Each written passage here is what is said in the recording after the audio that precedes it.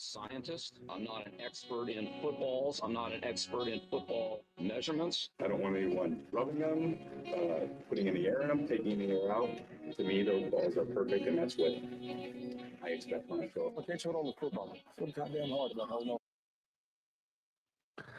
It's December 2nd, 2024, and the Fantasy Millionaires are coming at you like Aziz Al-Shair when a QB tries to slide too close to him. We are ready to throw and catch our own touchdowns, Josh Allen style, in our Week 14 look-ahead show. Plus, with all the 2024 trades to get paid in the books, get ready for a little extra BS in our BS segment as we reminisce on Week 13 and wax poetic about whatever we feel like waxing on. Stacks, where should we wax first? Well, I gotta say, I love that. A little bit of the BS. Yeah. That touchdown by Josh Allen was a thing of beauty. And I mean, just balling in the snow, that made me so happy. That just brought all the football feels to me. But I'd be remiss if I didn't say the Fantasy Millionaires are officially now powered by, supported by, hosted by as well. Fantasy Six Pack by Joe Bond and other friends as well. These guys are awesome. Had a great time hanging out with Joe Bond a couple weeks ago. He shared with me just the opportunity that we had to join him, to collaborate with him, and I loved it. I love the Maryland ties. I love the work that Joe has put in. I love all the work they put in. Everybody over at Fantasy Six Pack, they are crushing it. And Mike and I, knowing Joe and AJ and some of the other guys too, we like these people. These are good folks, and we like mixing it up with them. We like playing fantasy football with them. We're in leagues with them, and so we're honored to work with them and to come alongside and to offer anything we have and just have a lot of fun talking fantasy football and just talking about what we love, which is the NFL. It is just the drama that is every single week our favorite thing. And you talked about a few of the things there. You didn't even mention Christian McCaffrey's Achilles and calf exploding in the snow. That just looked terrible. I don't know if it exploded, but PCL. Oh, it was something. It rattled my bones. I saw it. I just didn't like it. Just looked like a little. So no, thank you to that. But man, what a crazy weekend for fantasy too. Yeah, not great. Yeah. I saw that same video, and it looks like the same thing that happens to everyone when they tear their Achilles, but they said it's a PCL. So that's good because, yeah, I mean, I think Christian McCaffrey at this stage in his career, if he tears his Achilles, they're getting so much better at everything, but just scary for what the rest of his career is going to look like. I think PCL, he'll be able to come back from that. So it sure did look like he tore his Achilles, though. His whole leg popped from Achilles to buttock, Right. It was a fissure. It was something not good. I did not like seeing it. It was bad. So that the rest of the stuff though in the snow, I loved it. All of the inability to stand up, all the people falling down. And James Cook, your boy, was like a ninja out there. He just could not be stopped. He was running faster than everybody else. He had traction. No one else did. He had the super cleats. I mean, that guy looked like he was just better than everybody else on the field, except for Josh Allen, who was catching and throwing and then catching touchdowns. So I love it. I waited all day for that game. That game made my soul happy. Just seeing the snow, and then the commentators would go, "They scored a touchdown. Here comes the snowballs." I was just like, it was so cool. I dude, snow games. I mean, that Cleveland Pittsburgh game and that game last night, two amazing games this season. Josh Allen is now the only quarterback in NFL history with a throwing touchdown, a rushing touchdown, and a receiving touchdown in the same game. So how cool! Unbelievable.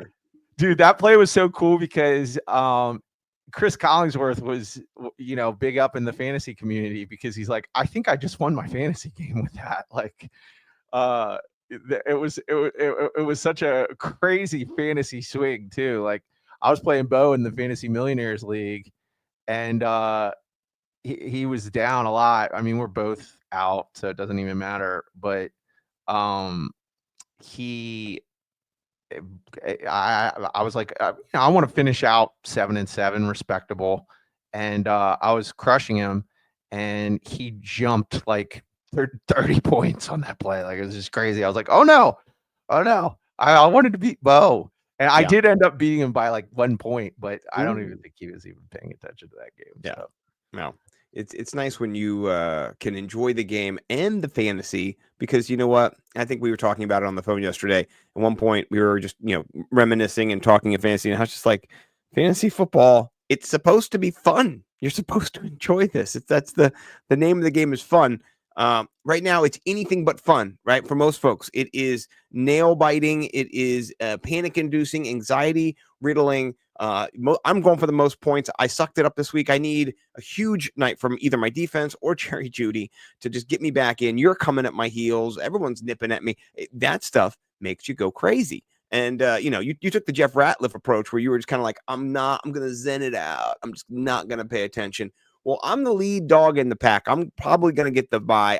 I can't. I can't. I'm obsessed. Let me tell you something. Let me tell you something, bro. This is definitely what I hoped we would wax poetic on, because I told you this yesterday when we were on the phone, how I had made a decision to do this, and a neighbor of mine who I'm in a league with down the street, I got my cool new outdoor TV.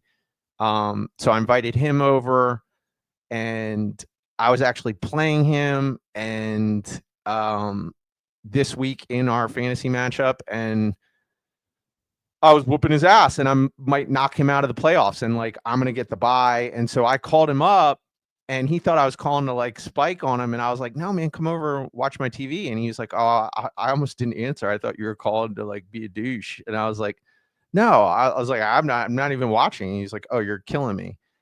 And I did not watch any updates to any so I played 15 DFS lineups, and I have 9 leagues, 8 redraft, 1 dynasty. And I'm vying for the bye in like 4 leagues. So I made a decision yesterday for the first time ever. I've never done this. I did not look until all the games were done. I did not look until 7:30 at my phone. And guess what? I log into my DFS. I was 657th place in the Millie Maker, and I won. I cashed. I won like $80. I made some DFS money. I won a bunch of games. I lost a couple close ones too. I'll tell you what, I think that this should be preached. And yes, Jeff Ratliff was someone, I know you've preached this before.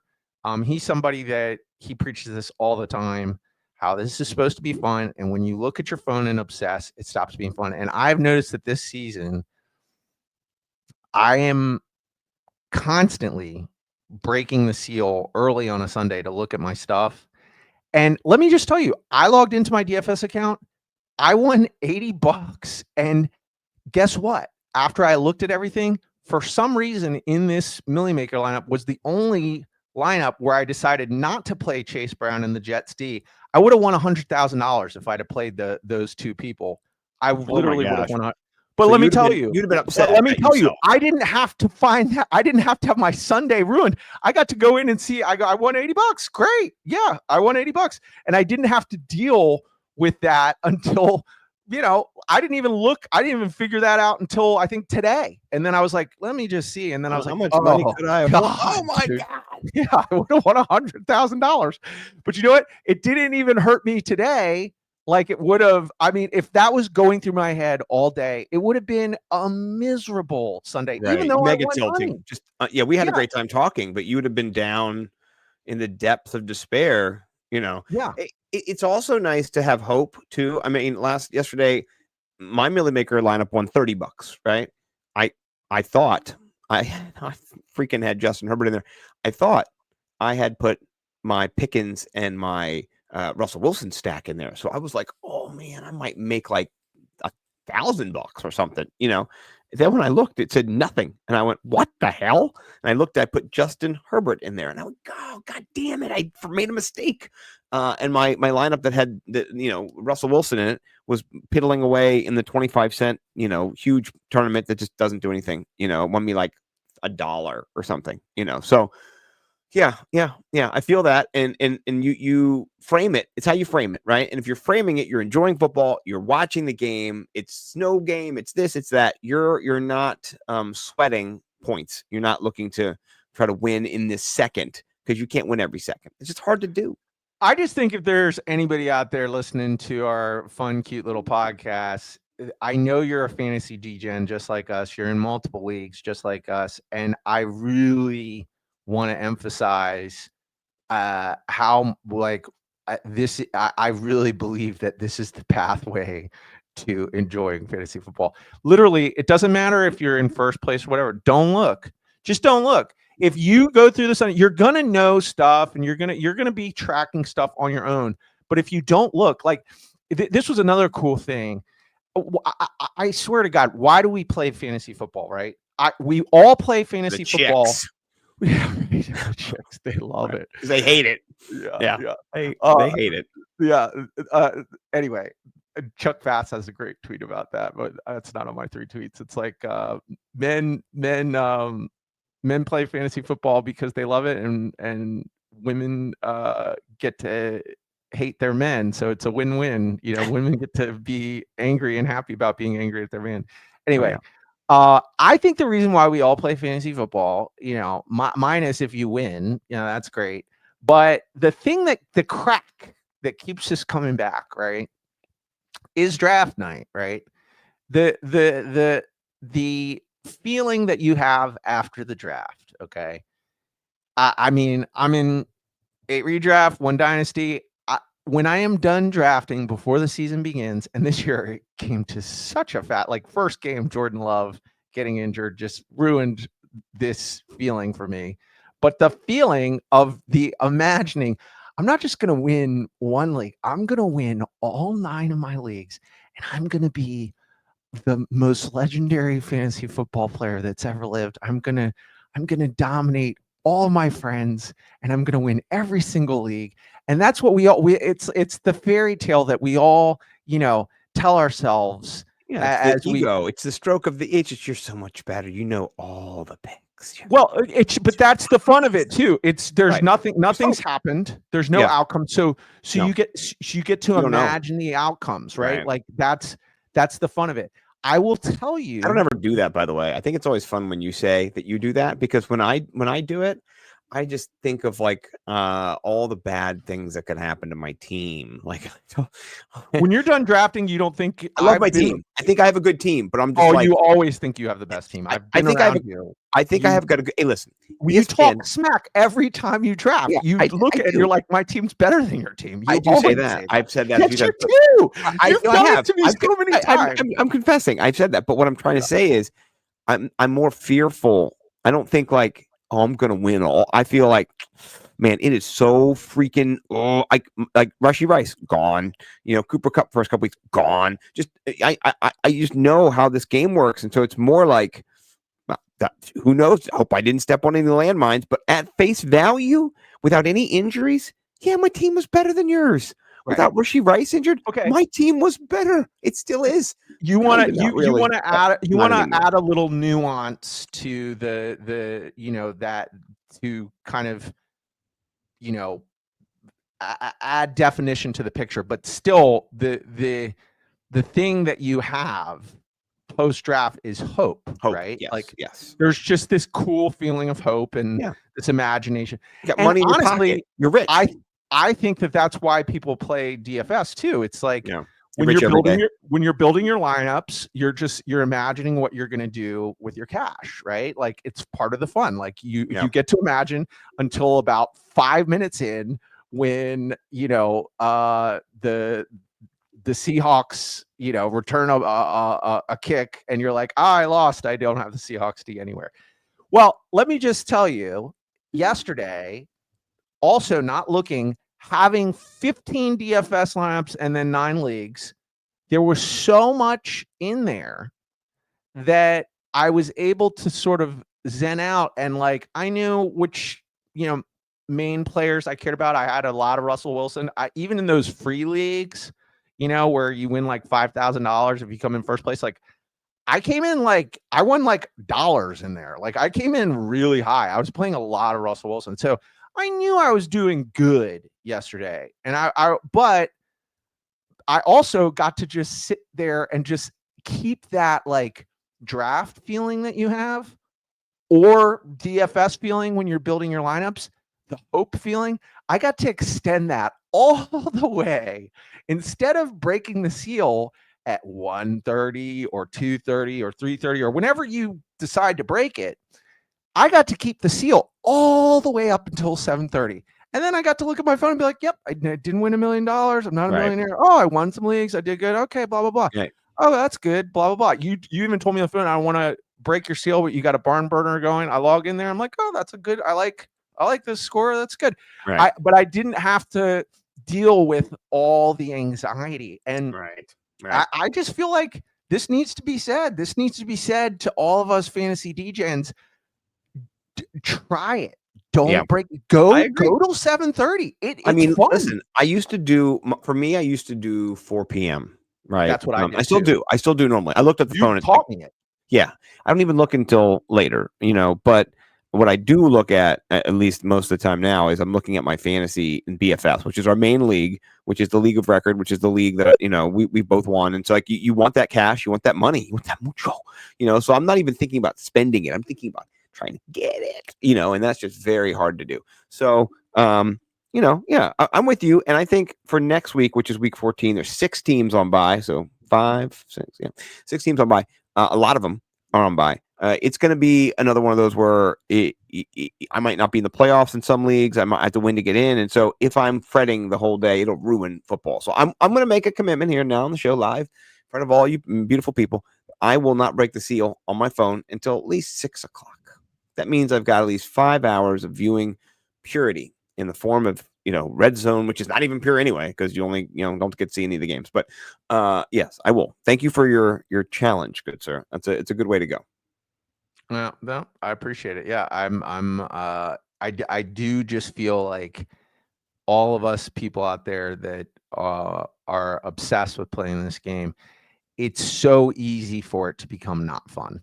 And I've noticed that a lot this year. And I've noticed that this year I've been breaking the seal very early. And I realized yesterday I've never done a 7:30 seal. That's impressive. That's very it was. I was proud of myself. I was very proud of myself. Yeah. Well, speaking of proud of ourselves, this year, one of our best segments, you guys came a little too late if you're jumping here on Fantasy Six Pack. One of our best segments was trades to get paid. We'll be back next year with trades to get paid. We do love that segment. It kind of drove the show, started the show. We used a lot of dialogue talking about the players that you wanted to get. I looked at our picks from last week. They look pretty good, right? Jordan Addison, Tyreek Hill. So I'm hopeful with the players I have and the trades that we did get paid on that it'll work out. But we're going to start our show with the BS, like we said, just the back chat of football for the week, a little bit of whatever, and then we're going to jump into waiver wire and start sit and all that good stuff. So where do you want to go? You want to go the wire? You want to start with the wire? Yeah, keep it. Go to wire. Okay. Yeah, do the wire. Okay. Before we do that, I will say I'm going to do a little screen share real quick. Share the entire screen. Yeah. Do follow if they're still working anymore on the old interwebs. I don't know if Twitter's still alive, but go follow us on Twitter. I'm Nimble W Numbers, and then also we are the FF Millionaires, Fantasy Millionaires over there. Follow us. We're almost at 1,000. That would be great. And then if you're on Blue Sky, go check me out on Blue Sky. Nimble W Numbers, Scott Simpson as well. There's an internal server error at this point. Oh, there we go. Hopefully, but that's me. I'm on there. Just check me out. Hopefully, too many people. So many people there.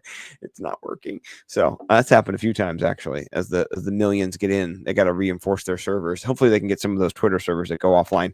Anyway, with that being said, let's jump in. Let's talk about the waiver wire. And I mean, Russell Wilson.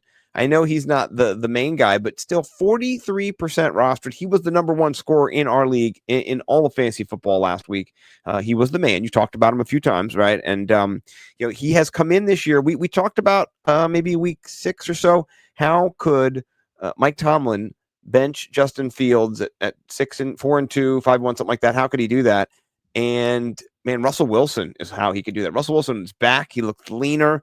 He's still throwing that catchable ball, and he's got a nasty George Pickens, who's just against the world out there. Calvin Austin, a little speedster. Freiermuth, who you said last week to start before our show went bukkake. But Russell Wilson, 43% rostered. Is this the guy that you want down the stretch in this offense? Is this kind of, if you don't have a good quarterback, should you get him in your league? Yeah, for sure, man. I don't think anything's going to change. I do think he was my elevate last week. I do think it's the Bengals, so you can temper expectations a little bit.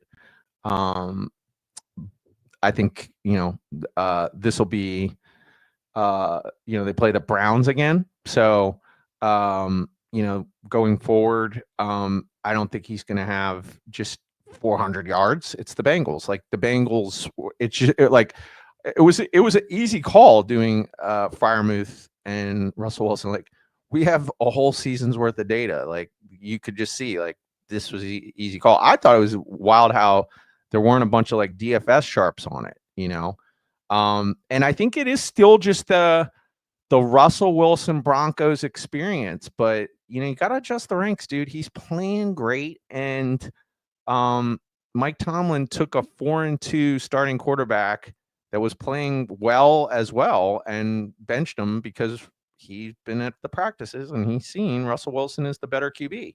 So I do think he is probably the premier guy on the wire. But the other two people, the same two people I wrote down for last week, Matthew Stafford and Caleb Williams are still out there. And I think, like if you have Brock Purdy, you gotta make some moves right now. Oh yeah. I was going to say Brock Purdy. He was. I picked somebody else to mitigate, but I wrote him in and I said I'll mitigate somebody else. I don't want to pile on him right now, but yeah, for sure. Caleb Williams, 37% rostered in ESPN leagues.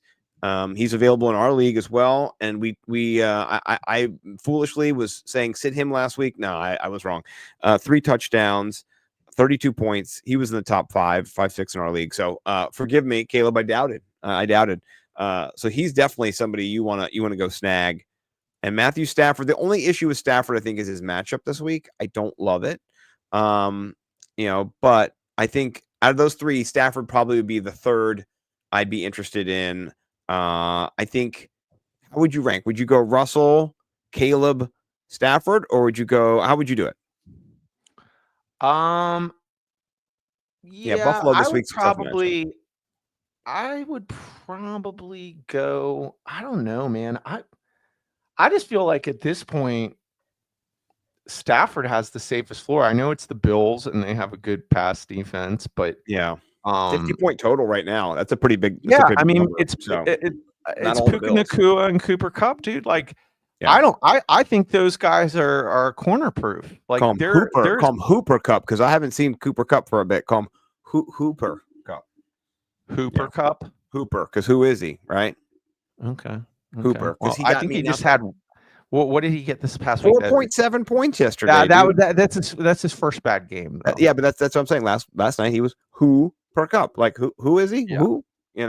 Yeah. So he needs to bounce back. He's still Cooper Kupp, dude. Like he only has 5 touchdowns. I mean, that's kind of like pedestrian for right now. He should have like 7. So I'm just saying. I've drafted him in the 3rd round. I'm want my money's worth. So yeah. Well, he was also injured, so there's been that too. So I'm not. I think Cooper Kupp is still Cooper Kupp. Like I mean, I like him. I'm not saying I don't like him. I'm just saying he's not. He's not. I'm starting him. I'm not going to pull him. I'm not going to sit him. He's starting. Well, that's what I'm saying though. Versus the Bills, you asked me who I'm ranking. I'll probably rank it. To me, it's just the safest floor. Like I feel like Stafford has the safest floor. Okay. It's a shootout. It'll be a shootout. So, the Bills are going to win that game. I bet you Stafford has some good garbage time points. You know what I mean? Like, Yeah. yeah. It's a I feel like lower total for the Chicago San Francisco game too. So that's what I'm saying. I'll take Stafford. Okay. I like it. Yeah, and then I'll probably go Stafford, Wilson, Caleb, because you just don't know with like the rookie phenomenon is so real, dude. Like, he's just always due for regression. And here's the thing too, though. I want to see what happens with Cleveland in this game if they get banged up, because they're coming off a short week right now. They're gonna have to play Pittsburgh. They just gave up. Russell Wilson was 75% accurate. He only threw 1 touchdown, but 270 yards. Played really good. If it's coming, it's 2 weeks later, right? So it's not very far off. And it was snowing. It was snowing too. I don't know. I could just see him. I'm not mitigating him. I could see him doing well. So I think he's still somebody who I think I would put him number 1. I think I would go Russell, Stafford, and then I would go maybe Williams, Stafford, and Williams. I'm going to go Russell, Williams, Stafford. That's what I'm going to do. Okay. So, okay. All right. Let's talk running back. And I mean, there's one main running back, and this is probably the guy who's going to lead, all waiver wires if he's not already on someone's team. And I think in our league, is he available? Yep, he is. Oh, he's out. Never mind. Ooh. Yeah. Ooh, Guess what? Breaking news. It's Correndo now. Yeah. Oh, man. They placed him on IR, I think, as well. He has an ankle injury. Oh, my gosh. Driving home and didn't have my stuff on. I should have heard. Goodness gracious. I just found that out literally as I was getting ready to do the show, like 10, 15 minutes before I got on. This is the guy then. There's nobody else on the team. So, roll Tide. Let's go.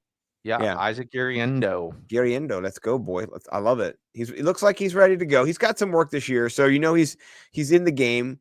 I think he did have a nice little game, 20 points. Yeah, 20 and 10. So he's going to get volume against Chicago. They actually have, a nice pass defense, but you can run against Chicago.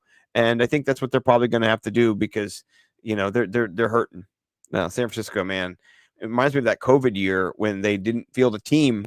They had to postpone the game because they didn't have enough players and stuff. Like San Francisco is, this is not to be unexpected. They went to the Super Bowl and they had the toughest schedule after the Super Bowl. Warren Sharp, in his betting guide each year, he kind of goes through these things and looks at the time in between and the rest periods and all that stuff. He said San Francisco had, compared to other teams, negative 21 net rest days, which was just unheard of, just evil. And so you can just see it killing all of their players. It is, you cannot rest, you cannot get better. So next man up is the third RB, Giriendo. Do they even have a backup after that? Is there a fourth man on the team? I'm going to check and see. You might want to grab him, Yeah. I mean, I guess it's just Kyle, I mean, that's it. Yeah. So, yeah, I don't know. Yeah, Elijah Mitchell's on IR. Yeah. So, what about Blake Corum sticking in the NFC North? You into any Blake? Not North. The West. Yeah, sure. I mean, the only other people I had written down were Ray Davis and Chris Rodriguez, and it's just all sort of the same stuff. Like, it's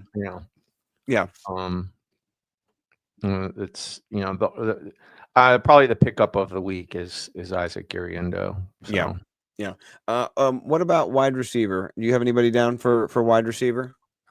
Well, I know we talked about it yesterday on the phone because you dropped them. There's Nick Westbrook at Keenan. There's a few people, man. There's Parker Washington, Adam Thielen, Kavonte Turpin. I think that there's a good little bevy of wire receivers this week. That he's got 8 touchdowns, by the way. I know, it's crazy. Yeah, for sure. Yeah, I like that. That's a good call too. Little Vele. Geez Louise though. Westbrook Akine. Good thing I consulted with Bo McBrayer from Fantasy Pros and asked him what to do. Good thing. No, I dropped him before. It wasn't on Bo. It was on me. I can blame it. But yeah, Adam Thielen as well. My guy is he should have caught a touchdown that they took away from him too. So that was garbage, dude. Bolt like, to the shite. So upset. Yeah, I didn't like that at all as a fan of the footballs. That was ridiculous. NFL, get your shit together. Shite together. Dude, how about this, man? I'm very interested as we are now approaching the end of the season. How about Bryce Young? Like all of a sudden looks like a #1 draft pick. I mean, he is playing so it's just so weird to see it click, right? Right. I mean, he has just been trash his whole career, just trash. And there were analysts, like Fantasy Receipts was throwing him out there, like all these like hot Bryce Young takes. Like, I'm telling you, I'll bookmark it now. Like he's gonna be, he's gonna be like one of these players this year that's gonna win people leagues and blah blah blah. And then Fantasy Receipts, it's like, screenshot it and putting it out there. Well, post, getting benched and then coming back. I mean, if you go through and watch, we talked about it last week. If you are watching the film on it too, dude, his receivers are leaving him high and dry so many different times. Like he's just throwing dimes. Like all of a sudden, he looks phenomenal. So, yeah, Adam Thielen, what's he rostered at in ESPN? I know he's like 40% on Yahoo. He's out there. But yeah, Thielen seems like a really good ad for this late in the season. 27%. 27%, not bad at all. Man. Yeah.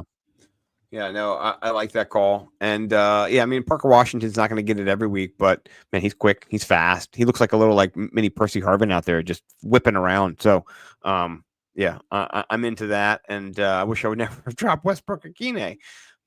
So I fudged it all up. Just How to Lose Your Championship in 3 Easy Steps by Scott Simpson.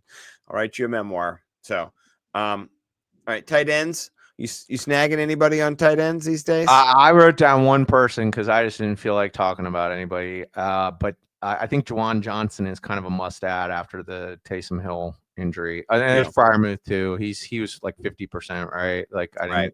Yeah, he's under that. So yeah. So Juwan Johnson, Taysom Hill, knee injury. He's probably out for the season. So yeah. Deeper leagues, Dawson Knox potentially. If Dawson Knox is in for Dalton Kincaid, if Dalton Kincaid, there you go, is hurt for a long period of time, you could just, if you're super desperate, Oh yeah, no, that's actually Dawson Knox. So, for sure, it's a stab. It's one of those Denny Carter tight ends, like it's ranked 18th against man press coverage on the left side on Thursday. I never understood why they drafted Dalton Kincaid. I love Dawson. They had Dawson Knox. I didn't get it either. He's great. Yeah, whatever. Okay, he's big. He's a little stronger, better blocker too. He's more versatile in the blocking game and can catch in the red zone. So whatever. But I'm not in charge of that. So defenses, the only defense I thought of, and they're my start too, is the Dolphins are going up against Old Man Rodgers. So, this week, so they're probably, available in most leagues. I don't think the Dolphins are that special, but yeah, 24th, they suck. But I mean, it's Old Man Rodgers, and right now the total's 45.5. It's in Miami.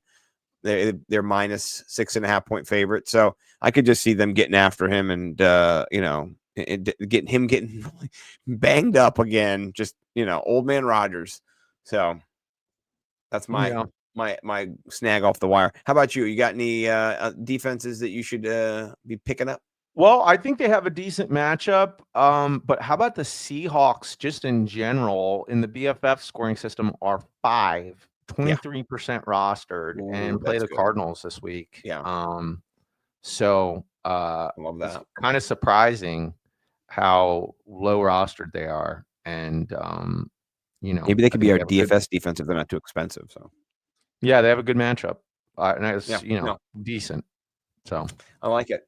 Okay. All right. Well, there you go. That's our the wire. Hopefully you guys can find some gems that you can use. Next segment we like to call Elevate, Mitigate, Eviscerate. It's a good old-fashioned start, sit, cut, but we like to elevate it to another level. That's why we say elevate. We like to make it a little bit more refined, little special, put our unique brand on it, the Millionaire spin.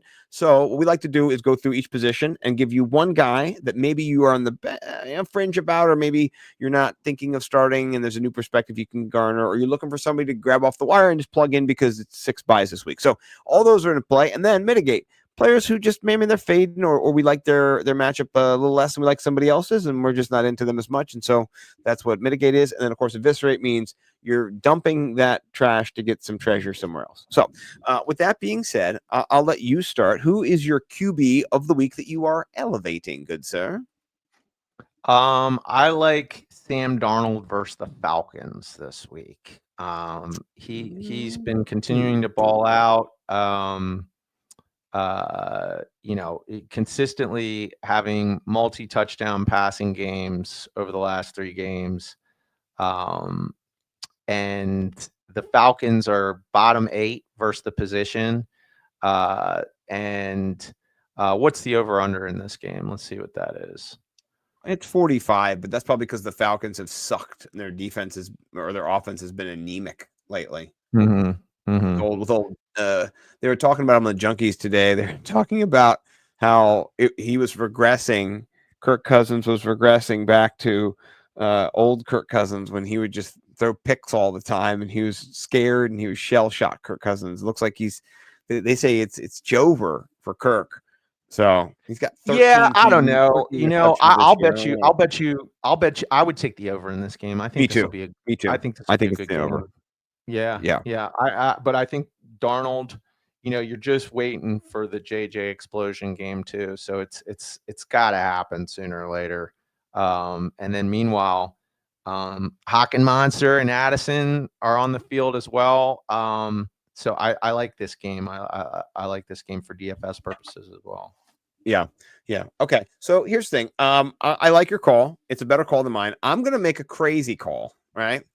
And sometimes you gotta make a crazy call. I'm not saying this is something that you should do regularly or you should live by. I'm trying to find him here. He's not even on here. Oh yeah. But if you're in a super pinch, Will Levis, he sucks. He's gonna throw interceptions, but he's got that Blake Bortles quality in him where he's just always chucking it. And I like that. I like the fact that he's going to have to throw the ball 37 times, 31 times, 34 times, 28 times. He throws the football a lot. Against Jacksonville, it's a low total, so maybe no. But I think that he can do a little bit of damage if you need him in a pinch against Jacksonville. 26, 22, 27, 20. So he's got 2 touchdowns, 1, 2, 2. He chucks it around. And you got Westbrook Akine, you got Calvin Ridley. So you do have weapons. His receivers did him so dirty last week, by the way. They did a montage on the TV of like 5 drops in a row. Or just not in a row, but just showing all these drops. So his receivers did not do him any service. Add 5 more catches to this, he'd even have more yards, maybe a touchdown. So I think if you are desperate, you're in a big league and there's nobody, I'm not going to do this. I like your Sam Darnold call a lot more than mine, but this is kind of like the worst of the worst. You know what I mean? So this game, and the main reason I say this, if you want to go to QBs, they give up the most points to QBs, Jacksonville. And then they also give up the 3rd most points to wide receivers too. So I know it's got a low total, but they don't give a shit. They're not good at defense. They give it up. And so, I think this is a game that can be exploited. I don't know if Trevor Lawrence is coming back after that hit either. You got a Mac Jones-led attack. It could just be a rout for this matchup. So, yeah, I'm going to go Tennessee and go crazy and, call David Kitchens. Apparently, I'm drinking the sauce from him over there in the Swolecast because he's mentioned him a million times, and he's not the worst quarterback in the league. So, don't kill me. It's a wild take. I mean, I know. I was trying to. I feel like for DFS, I think he's in play, but man, week 14. I know. Well, there's 6 teams on bye, so it's true. Get Derek Carr in there. I mean, I'd maybe rather have Derek Carr. He just doesn't have any weapons. Well, how about Stafford, Russell Wilson, or? Well, I'm saying if those guys aren't available, I'm saying if all of those guys. Here's the only other qualifier. I don't even know if I want to do it in DFS because everything you just said is true, but then meanwhile, they're also the 2nd worst at running backs, right? So Right. Like- That's like, true too. I could just give it to Tony Yeah. Pollard So 180 like, times. it could, Tony Pollard could be in line for, monster game. Tajay Spears, I don't know. It's whatever. So, but hey, I think for DFS purposes, he for sure could have a monster game. Like, Yeah. it's going to be a Mac Jones led offense. I don't think that's been announced yet, but I mean, Trevor Lawrence, I don't know if he knows what state he's in right now. That Al Shahir's that hit was just terrible. So, yeah. Okay. RB, who are you elevating this week at RB? I'm going to go with DeAndre Swift. Versus, same. Yes, me too. Okay. Yeah. Yeah. Okay, keep going. Go. Well, the 49ers are just reeling. Meanwhile, the Bears, they just continue to play everybody really tough. I bet you the Niners play with a lot of pride and show up and they're going to put points on the board as well. But the DeAndre Swift role, I think in this game, I think it lends itself to, at least 15 points PPR wise. So, I think solid RB2 range for Mr. Swift. I agree. Who has continued to kind of look electric throughout the season in moments when he gets to kind of break out and get past the bad O-line. I was going to say that the real hindrance is his O-line. If he can get in space and get in a little wheel route, a little rub, he's into space, getting off the tight ends, whatever, anything he can do. I think that would be a nice little boon for them. You saw what James Cook just did to the Niners. I know it was the snow, but the Niners are beat up and they're not good against the run in general. They're fifth worst, 25 points per game, over 1,146 yards, 14 touchdowns, which I think is second worst. Yeah, tied for second worst.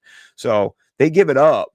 It's not good. I could see Swift, having 15 points. I could see Swift breaking one. I could see Swift getting a touchdown. He might be one of my guys for the touchdown parlay for sure. Nice little points on that. Probably get you a little plus action too. I bet you he's like 115, 125 even. So I like it. It's a good call. All right, mine's the same. All right, wide receiver. Since you went there, I'll jump in here at wide receiver. He's not played well lately. You know what? I'm gonna just chalk it up to him being with Kirk Cousins. But Darnell Mooney has been a little bit of a disappointment recently, and we talked about him a couple weeks ago and just how he was almost he was ahead of Drake London. He was kind of crushing it. He's kind of fallen off last couple weeks, and so even last week Ray McLeod outscored him, so he's 19th, which is great. But the last 3 weeks, last couple weeks, 14.6, 4.75. He's got 10 catches. He's still got some targets. I like his 16. What is that? No, it's 19 targets. 19 targets. Not bad. But I think against Minnesota, I think they're going to be losing. They're minus 6.5 or plus 6.5 to Minnesota. We looked at that earlier. So that they're going to have to chuck the football. And whether it's Penix or Kirk Cousins, I think you're going to have a game script where you need to throw the football a lot to be successful. So, I'm leaning towards putting Darnell Mooney back in the lineup. If they, the Vikings, you saw last week, they're not great. They're the worst. They give up 40 points. They've given up 14 touchdowns and over 2,000, almost 2,200 receiving yards. That's ridiculous. So I think there's some money to be made here for Darnell Mooney in this game for sure. Mm-hmm. Yeah. Yeah, the only thing I'll say about that is I wrote down Darnell Mooney too for my wide receiver. That is. So we did it to each other. You stole mine, I stole yours. So better about each other now. Okay, we are simpatico for we don't our collab. RBs and we never talk. Receivers. Yeah, we never talk before the show. For folks who are just joining in for the first time, Fantasy Six Pack, we do not collab. We want fresh takes, and when we get to the same kind of thought process, it's cool. We normally will put this guy Darnell Mooney will be in our lineup for DFS now. That's kind of like I think that's a no-brainer there. Okay, all right, I like that. And we couldn't pan out, whatever, but wrong thing. Okay, no, I like it, man. He's due for bounce. I think back he's due game. for sure. Yeah, and Kirk's due too. Kirk's a professional. He's disappointed. He'll come back. He used to play for Minnesota. It's his homecoming game. He doesn't want to suck it up. He wants to do well. He's going to cry on the sidelines. They're going to pan to him. He's going to his wife's going to be in the stands holding their baby who just voted for Trump. And, he's just going to cry. So, it's important. Yeah, no, I think Kirk's due for some positive regression in this game. And, the Mooney, I mean, it's the Chargers are a diesel team. Yeah, they're really good. So, yeah. I think this is this for DFS purposes. Yeah, that's why I think this game will be a good game, because less of the field will be on it, I think. So. Yeah, and listen, if you're trying to get in the playoffs, or whatever, play Mooney, and if you get in, you've got him for Vegas, New York, and Washington. Right. So you've got if you do get in because of him, or you get in and he has a chance right now to go on a little bit of a streak against some bad defenses. So don't be afraid because he sucked a little bit to say, I'm not going to play him. He blows up. You don't get in. And then you watch him for the next 4 weeks play great and you can't play anymore. So, I'm not trying to make you afraid, but be afraid. Put him in your lineup. So, all right. Tight end. I'll let you go, sir. And if you steal my tight end, we're playing all these guys in DFS. So who are you leaning towards this week? I mean, is it Dallas Goedert versus the Panthers? No, I did see that. I was thinking that's just kind of almost like a double stampies. I didn't want to it is tricky because I play him in DFS. I had a bunch of lineups with him in DFS. So I think he's wheels up, but maybe others don't. Maybe people are a little scared because of this and that and the other, but questionable, coming off some injuries. We'll see. Yeah. I mean,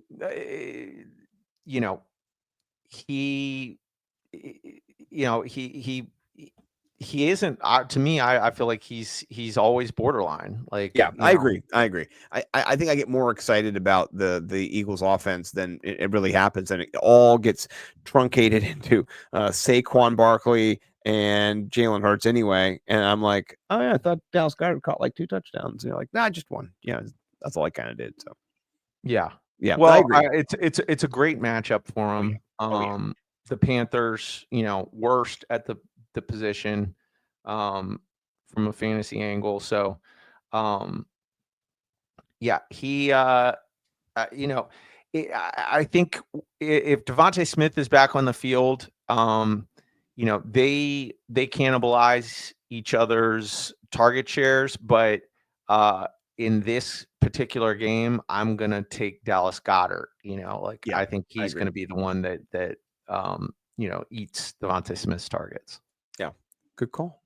And we did not share the same tight end, so I like that. I'm not sure who is going to be healthy for the Dallas Cowboys when they play Cincinnati on Monday night in the Simpsons Bowl, which looks pretty cool. I'm excited about kind of watching that, even though I know that those teams are not in the playoff hunt and they kind of suck. I think those are still nice franchises that are worth tuning in for. So yeah, if it's Luke, Schoonemaker or Jake Ferguson who's out, I think either one of those guys is a good play against the Bengals. The Bengals are one of the worst teams against the tight end, and so far 20 targets for Schoonemaker in 3 games. So it's about 7 targets a game, and he has 14. So he's getting about, almost 5 catches a game. I like that. He has touchdown in there. So I think, if Ferguson's back, I go with him, but he might not be back. He might still be nursing his injury. So I'm not sure they need to bring him back to win anything for Dallas. I think they're probably not going to make the playoffs at all. They don't have Dak. It's a wash season, really. So I'm not sure if CD is going to be hurt. He got hurt in that game. I don't know if he's going to be back. So I'm a hope he is. But so, yeah, I'm into the Schoonemaker this week. Are you into that too? How do you feel about this? Yeah, sure. Yeah, either tight end. If Ferguson's back, I would start him. I would start Schoonemaker. I have a league where I had Ferguson, was able to start Schoonemaker, nice. And he's been adequate. So. He's been fine. Yeah, but it's a good matchup. I like your Dallas Goedert call. If I have Ferguson, he's on my bench, and so if he's good, if he gets practice in, he's all good to go. I just like the matchup. I think that they could exploit them. Their linebacking core is not what it should be, and their safeties can be, outsized a little bit. So okay, all right. Who are you thinking about for defense?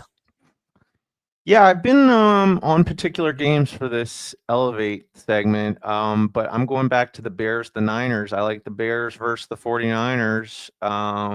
I mean, the Bears really are one of the top defenses in the league. And while I do think the Niners will figure out ways to participate in this game and do things that are cool, I just think the Bears are that good of a defense, and they are just beat up all over all 22 starting players, man. Like, there's so many next men up on the 49ers. So I think the Bears, meanwhile, just look like a team that's just really gaining a lot of momentum and would love to just dominate this game. So I think the defense is going to show up in a big way. Yeah, you weren't kidding. This is on ESPN. This is San Francisco. Out. Injured reserve.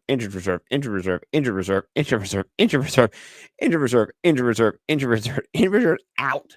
That is ridiculous. I've never seen an injury report like that. So, I'm with you. I'm going to co-sign that Fantasy Millionaires call. I like it. I think I already told you mine. Mine's Miami against Old Man Rodgers.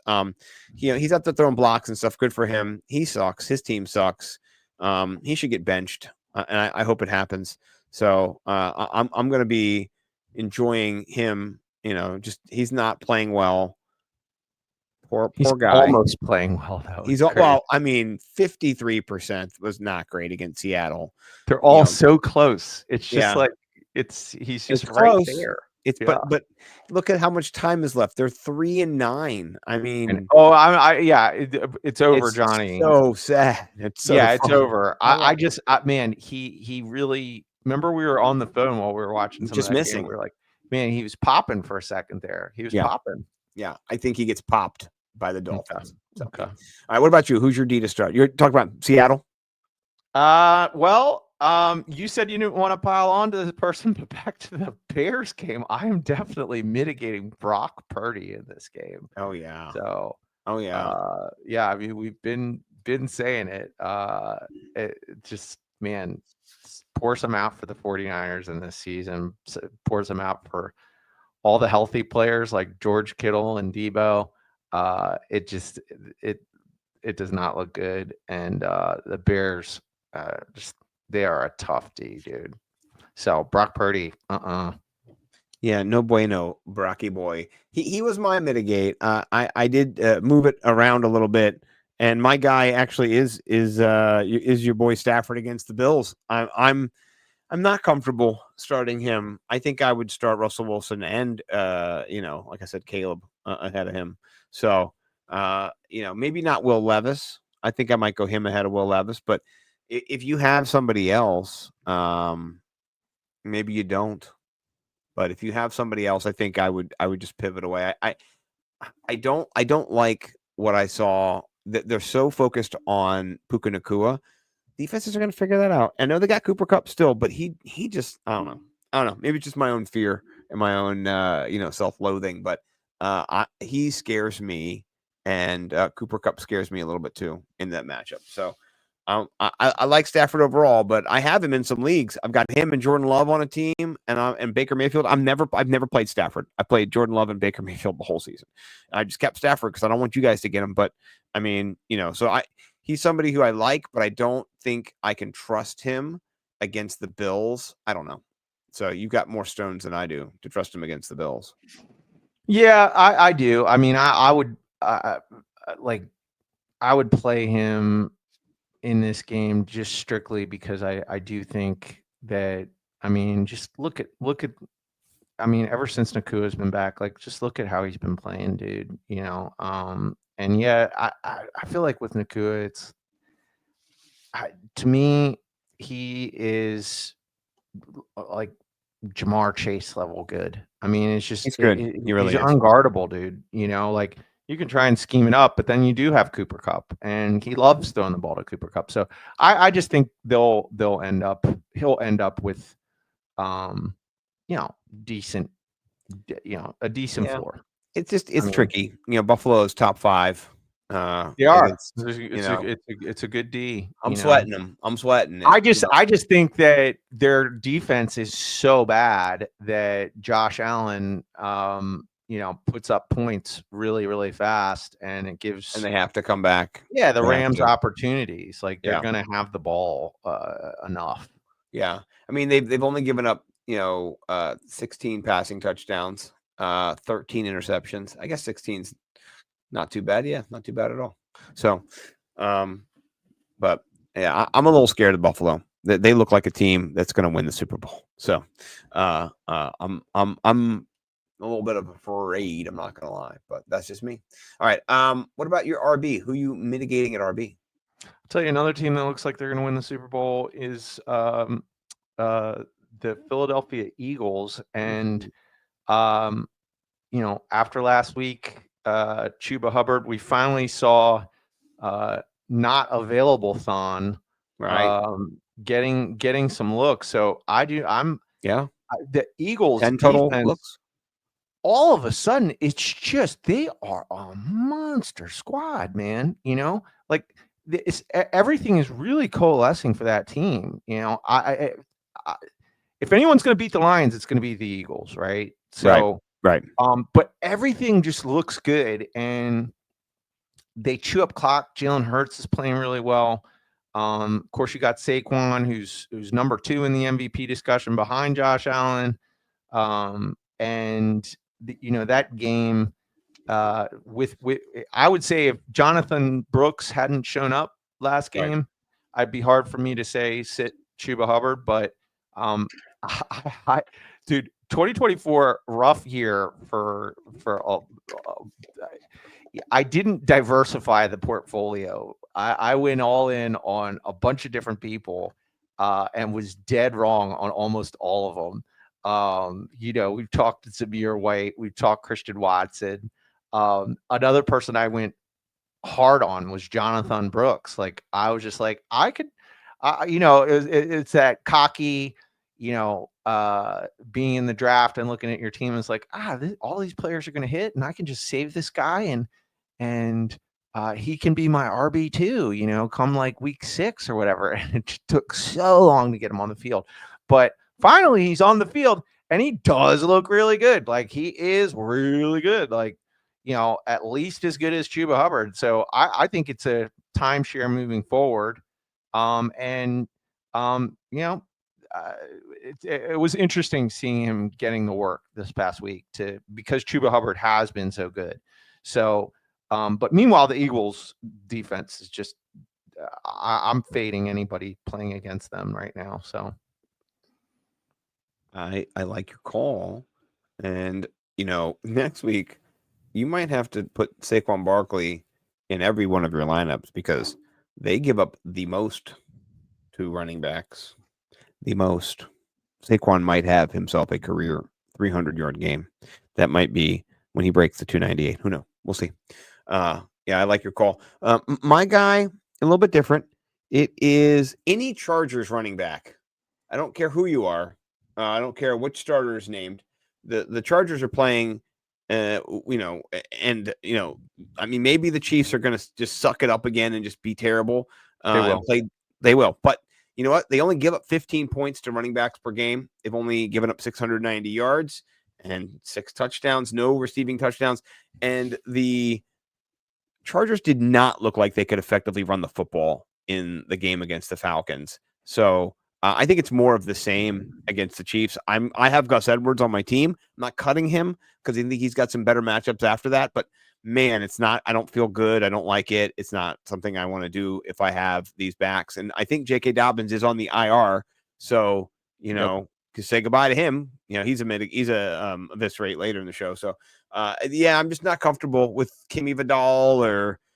Haskins fumbled on the first drive of the game when he got in there. So it's not pretty for them. And Justin Herbert, it didn't look good, even though I lost my crab cakes matchup, I think, because I started Haskins instead of Kimani Vidal. And Kimani Vidal got me 2 points. Haskins got me -2 points. I lost by 3 points. Yeah. I mean, if you want to go look at the running back total for the run happy, the best run team in the league last week, it was not good. It was terrible. So they had under 5 points Scott Maddock at defensive tackle? Did he count as a running back? He got some points. They gave him a carry, maybe. I don't know. I mean, it's not good for the Chiefs matchup next week they face. They're going to be in big trouble. So yeah, mitigate all those mofos. That's my thought. I'm with you. Yeah. All right, wide receiver. I don't think you're gonna like it. But you have Gus Edwards. You also have in your big money league Jerry Jeudy. I don't like the matchup versus the Steelers this week 14. So I think this game will be another ugly game. Judy's been phenomenal ever since Winston's come on the scene. You know, his floor seems reasonably safe. But I think that Pittsburgh is going to find a way to take Jeudy out of this game as much as possible. Yep. So I don't like the matchup at all. I'm a little discouraged in this matchup too. I will say he did have 6 for 6 and 85 the last time they played. So that doesn't mean he's going to do that. They could shut him down. They could know all his routes. They could have let him do well so they could screw him in this next game. So I had home field advantage in the snow though too. So I just don't like it. I don't like the matchup. Yeah, I feel you. My guy that I'm mitigating is the Carolina wide receivers. You did the Carolina running backs. The Eagles are pretty good against the wide receivers as well. So they're top 7.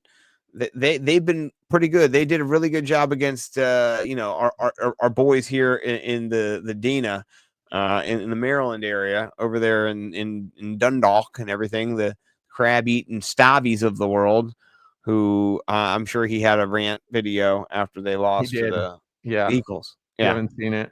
No, I saw he had one.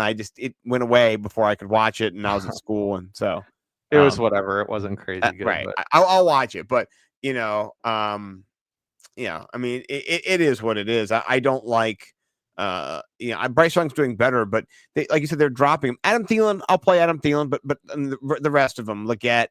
I'm trying to figure out who else is on their team, and some of these guys, David Moore, he had flashed the week before, 18 points, things like that. So it's not like we were telling you, trash. These guys had been getting reps, but I just think even Xavier Leggett, who leads them in touchdowns, I just don't like really 9 points, 9 points. I don't like really any of these. And Thielen's okay, but besides him, I don't think I can play anybody else. And even Thielen, I'm a little bit iffy in the matchup. So, but yeah, that's me. Yep, they are shutting people down. So they are. I'm with you on the sentiment. All right, tight end. I'm going the very worst defense to play in all of fantasy is the Lions. So you never know. Tucker Kraft could luck box his way into the end zone because the Packers are that good. Packers could win this game. If anybody else could beat the Lions, I think it's the Packers. I think the Packers are dangerous. They are coming together. But I ain't playing Tucker Kraft this week. So I'm sitting them. Me too. That you took my guy too. We saw this matchup before. He had 34 yards on 4 catches. They gave him a carry for some reason. Oh yeah, that's when he tried to get the first down. Yeah, no, I'm not into this matchup either for him. I just think that there's better players to have, and don't let that top 10 thing fool you. I mean, he has been boom or bust, and I mean this year you see bust, boom, boom, bust. A little bit of a boom, boom. Bust, big bust, and then just a little tiny little booms. So I'm not gonna play him either. Defense, who you mitigating for defense? I'm gonna mitigate Chiefs versus the Chargers, man. Feel like the Chiefs are playing with house money. I mean, just they're almost on my Eviscerate. It's crazy. They're 84% rostered, and they're like the 18th worst defense in the league. And they're a good defense on paper, and they play good defense in games.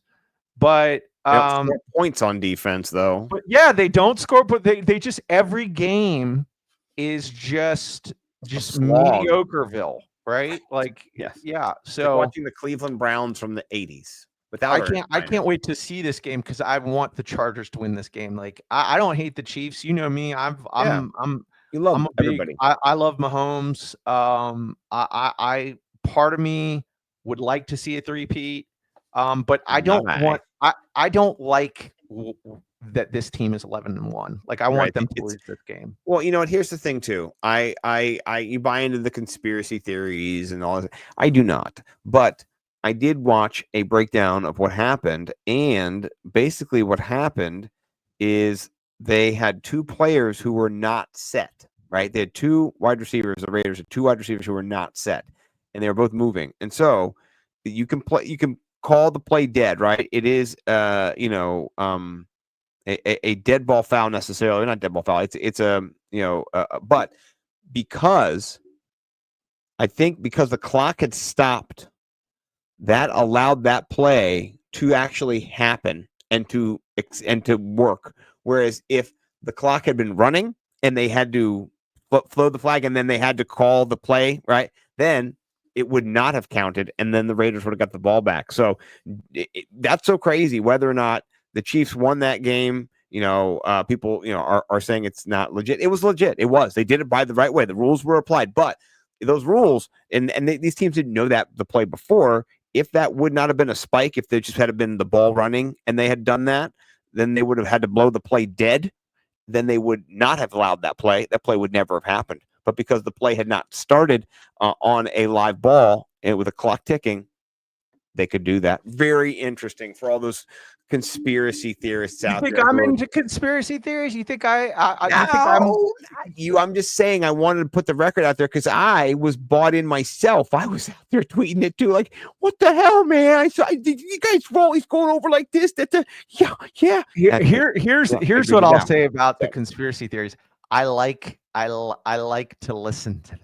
I know you do. I like to listen. I wanted to to put a little conspiracy theory into the show. Do I think that the NFL is masterminding and organizing games so that the Chiefs win the Super Bowl because Taylor Swift is dating Travis Kelce? Yes. No, I'm not necessarily of that mindset, right?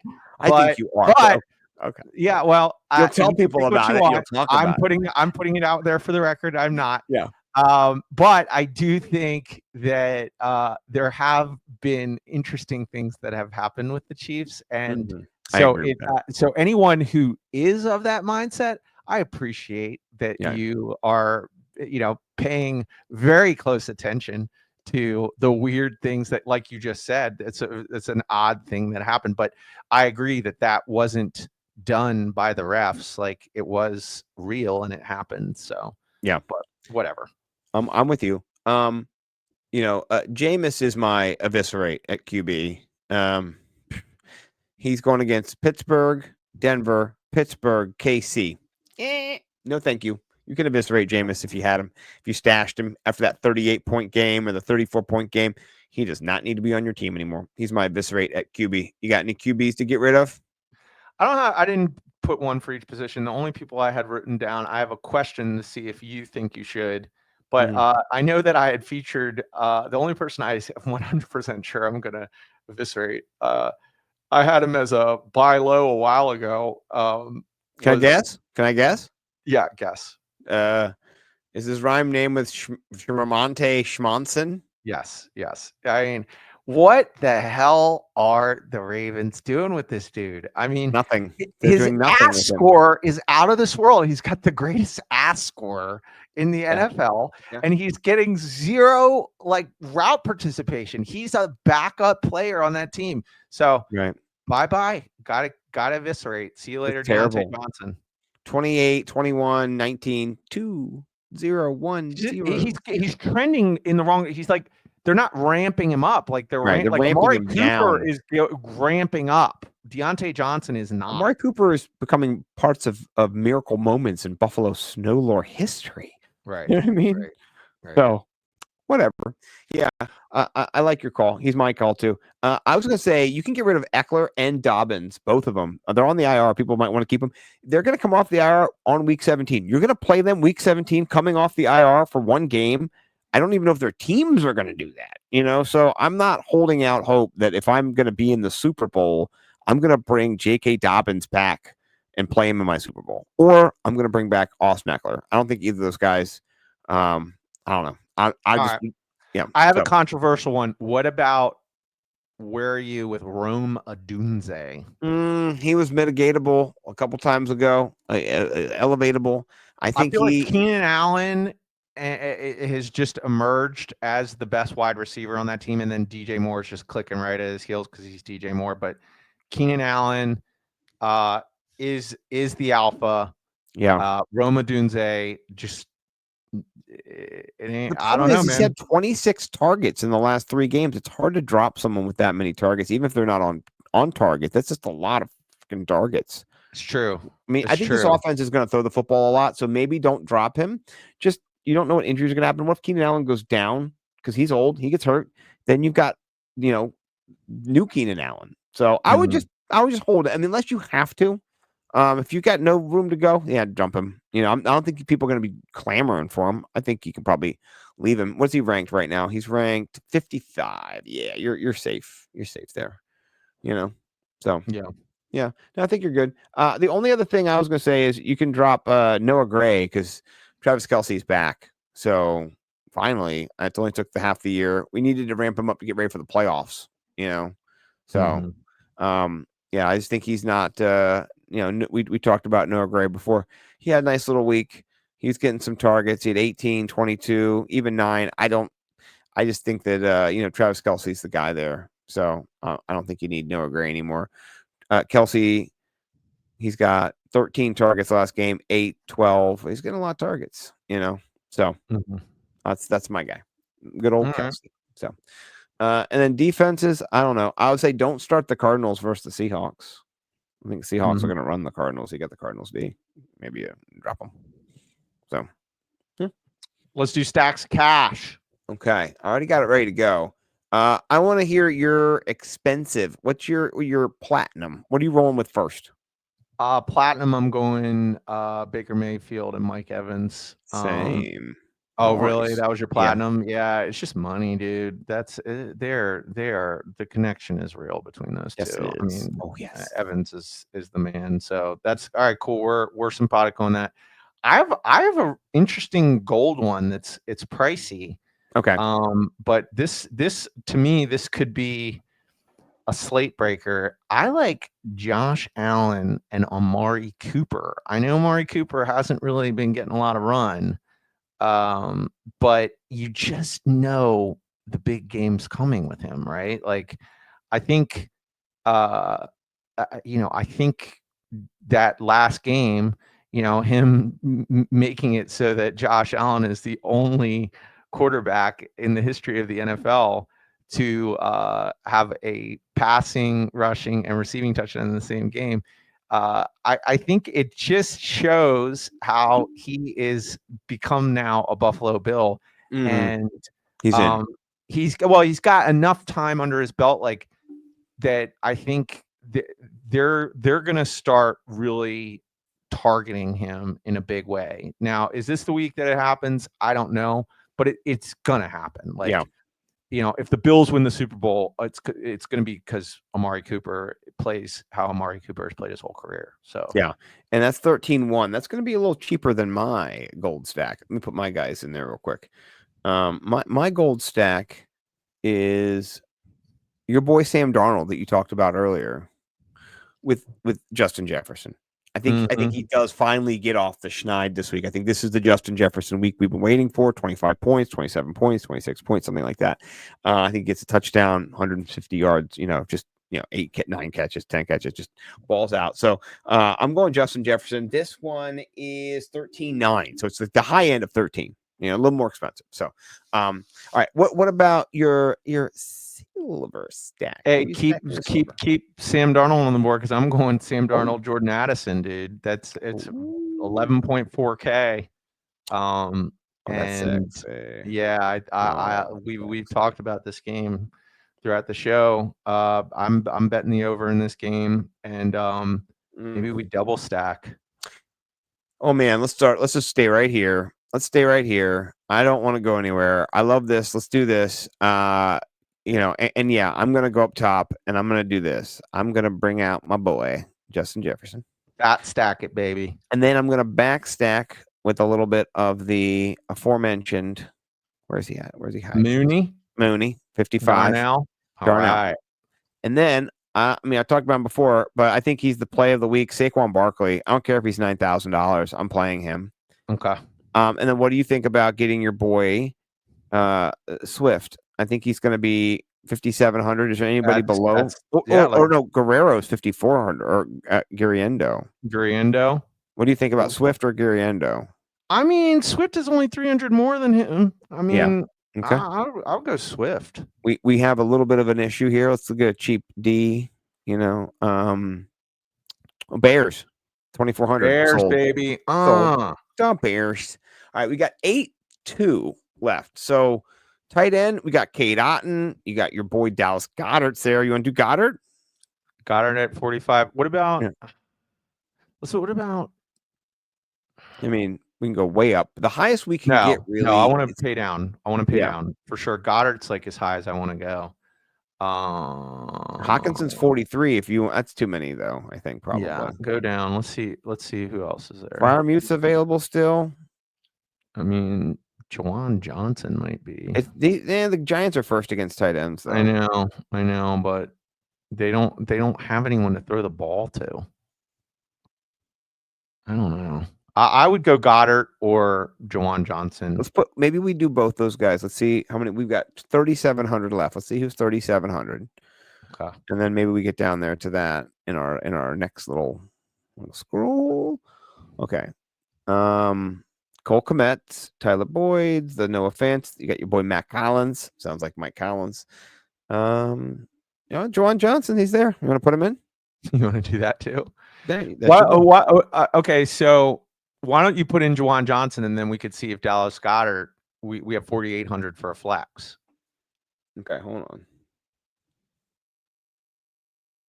I like what you're putting up. Where are you, boy? Okay. And then the flex appeal. Okay. 4,800. That's we have some room here. Nick Westbrook-Akine. Yeah. Nick Westbrook-Akine. Come on. Okay. Yeah. We wanted a little bit of Will Levis. We talked about him. We got a little taste of Levis after all. I mean, that looks like a lineup that's going to at least give you money back to me. Yeah. Well, you know what? I think this lineup is a dirty, nasty, filthy bitch of a lineup, and I like it. So I'm putting it in. Okay. If you're new to us, it used to be called 3 tweets, but Elon Musk did what he did. So now it's called Rated X, and I'm also going to bring in a nice bright blue sky. I got a tweet for you too. It's just going to be a blue sky for me. Let's go to 3 tweets. I'll let you start though. What do you got for me? That's my blue sky. Okay. I just sent it. I'm so excited to show you this. Okay. So excited I could listen to it and hear it with you now. Again, I can pause it, make sure you got the sound all the way up. Yeah, I want to hear. Make sure I don't have this muted. I think I might have it on. Okay, no, wait. Before you say it, yeah. So I don't know if you'd noticed this on X, but they have this weird trend. I love these sort of trends, like that people were saying. No one ever says this is a TikTok from 2 years ago. You have to see. And then all these people were posting different TikToks from like 2 years ago or later that got lost in the ether. So this was just some random TikTok that I never saw. That made its way to X thanks to this trend. So let's get trending. Yeah, this is man. Let me get everything bagel. Do a half pound of poop. And, the usual for me, quarter scoop poop on the poop bagel. I'm gonna do a bagel, everything, scoop it out, a little lot, and throw a little poop on it. Do salt, pepper, ketchup, poop, toasted. Always hash brown. Let me do a half a pound of bacon, egg, and cheese with a little bit of mayonnaise on the side. And then, I don't know, put a little poop on it. I've never heard of that trend. A little bit of poop, huh? It's the poop deli. Hey, just throw a little bit of poop on there. Yeah. Just throw a little bit of poop. Yeah. Oh my gosh. Well, you know, I do have to say, I think you're probably going to win 3 tweets, but I'm if I can't even get Blue Sky to work, it's so popular right now. Okay, good. I wanted to go to my latest tweet. Oh, here's us. This is our show. Let's go. That was kind of getting a little bit of the action going earlier today, and you know, it does come at expense of my boy Aaron Rodgers. So this is for everybody who used to grow up watching the Flintstones, all us Gen Xers, right? I just said rumors are swirling that Aaron Rodgers has been handpicked to play the Great Gazoo in the upcoming Flintstones reboot. And if you know anything about Gazoo, he's a magical creature who really hates Fred Flintstone a lot, and he's always complaining. He's really unhappy. So this picture of Aaron Rodgers, when I saw it on social media, just immediately reminded me of Gazoo. So I had to put this out here, and I got a little bit of love, and my boy Denny Carter said, "Good for Aaron." I like it. Yeah, so I think you win 3 tweets, but if you didn't catch the slant of the show for me this week, it's been shitting on Aaron Rodgers a little bit, giving him the business, because you know what, he deserves the business. So that's just you know, what a debacle it's been Yeah. for him this year. yeah. Oh, yeah. Joe doesn't know. Scott's laughing at his own tweets. Definitely laughing at my own tweets. I'm the funniest guy that I know, so that's why I laugh at my own tweets. So, all right, Collins, you get it. You got me. I gave you lots of time. I was pining and talking about myself for you to send me. I just sent you my second tweet. I'm pulling you up right here. Let's check it out here. All right, so this says this autistic black guy on Instagram thinks he can create leaf tornadoes, and then the retweet, the repost was, "Gotta be honest, brother, looks like he's doing it." So just Let's watch the leaf tornadoes. I'm down for this. Yeah. Let's go. Oh, he's got a stick. Okay, I didn't know if he was going to use like a leaf blower or something. Holy shit! This guy's the leaf whisperer. It definitely looks like he's doing it. I mean, if I was that guy, I would probably think I have wind powers as well. I mean, this guy's the next X-Man. I love it. Bring it in, bring it in. That's awesome. Yeah. That car doesn't know what to do. They're like, oh my gosh, I might get leaf. That's good. I love that, man. All power to him. Play the poop deli one more time. Oh yeah, let's go back to the poop deli. Let's play the poop deli one more time. Poop deli. Yeah. Go all the way. Here we go. How you doing, boss man? Let me get everything bagel. Do a half pound of poop. The usual for me. Quarter scoop poop on the poop bagel. I'm gonna do a bagel everything, scoop it out, do a little lot, and throw a little poop on it. Salt, pepper, ketchup, poop, toast it over the hash brown. Let me do a half a pound of chicken, egg, and cheese with a little bit of mayonnaise on the side. It's a poop deli. Oh, that's wild. Oh my gosh. Well, that I think you're the winner for 3 tweets. I do have to just say I didn't get this out earlier. Geno Smith is a bad man. He posted this after he beat the Jets. And if you know this meme, this is the funeral meme of when you're dead and your hater shows up to your funeral to rub it in your face. And then looks great and takes a picture. So my guy, Geno Smith, is nasty. I just wanted to say that. I love it. Go Geno. Anything else, Collins, you want to say before we get out of here besides thank you to Joe Bond, Fancy Six Pack, and the boys over there? Yeah, man. Good to be with you, Joe. You want me to take us out? Always, my friend. You know how to do it. All right. War, chaos, pain, heartache, playoff elimination to all your opponents in week 14. You. Peace and love everywhere else. Everywhere else, yeah. I hope everything bad happens to your team and your team and your team.